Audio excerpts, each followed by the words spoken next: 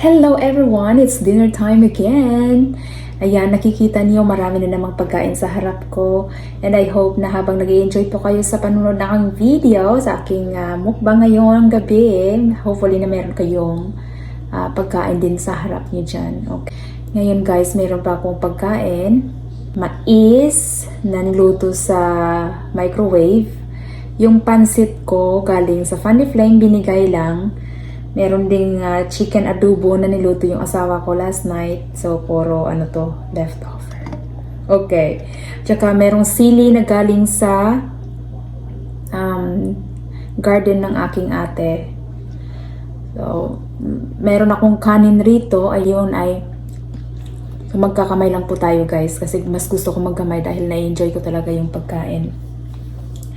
Okay. Thank you Lord for this food. There. Start eating pansit at saka kanin.